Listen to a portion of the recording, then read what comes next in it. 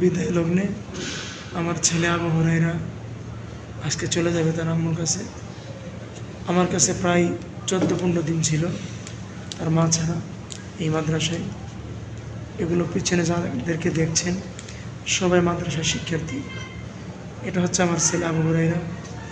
তাকে 14-15 দিন আমার কাছে রেখেছিলাম। সে অনেক আনন্দে ছিল এখানে। আজকে আমার ছেলে চলে যাচ্ছে তাদেরকে ছেড়ে। আমার ছেলে যেতে চাইতেছে না, তারও ইচ্ছা সেখানে থাকবে, কারণ এখানে থেকে তার আনন্দ ভালো লেগেছে এবং অনেকটা আনন্দিত। তারপরেও যেহেতু ছোটো বাচ্চা, একেবারে মাত্র 2 বছর বয়স, এই বাচ্চাকে তার মার কাছে রাখতেই হবে।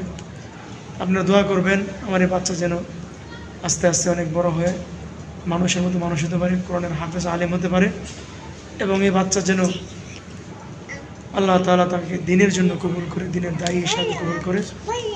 আমার এই বাচ্চাটা যেন আল্লাহ তাআলা সবসময় সুস্থ রাখেন, ভালো রাখেন। সকলে দোয়া করবেন। সবাই হাত তুলে আমার বাচ্চার জন্য একটু লাড়া দাও, হাত লাড়া দাও। আবু তুমিও হাত লাড়া দাও, হাত লাড়া দাও। আল্লাহ হাফিজ। সবাইকে বলো আল্লাহ হাফিজ। আল্লাহ হাফিজ।